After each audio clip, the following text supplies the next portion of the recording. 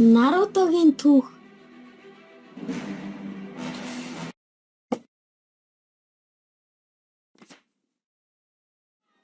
Нарутог байхад аав ээж нь босгоныхын төлөө амиа цэлээсэлж Наруто ганцаараа үлдсэн. Наруто арга барилыг ашиглаж усан сүлтийг давлаж Нарутогийн биед хийсэн. Тийм учраас хүмүүс түүнээс их ээж Наруто маш их ганцаардсан.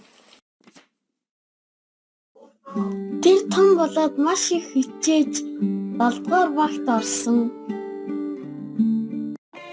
7-р багийн гишүүн бол Нарутогийн хамгийн сайн найз Учига Сасуге.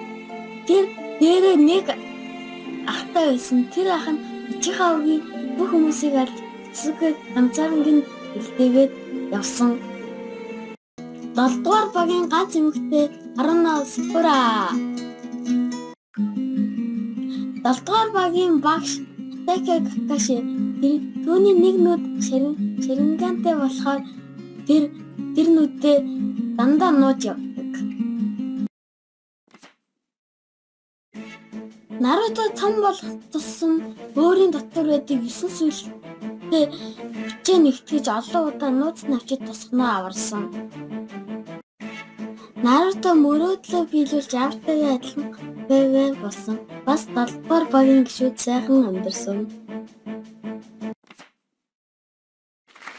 Тэгсэн манай сонсон бүхнээс баярлалаа.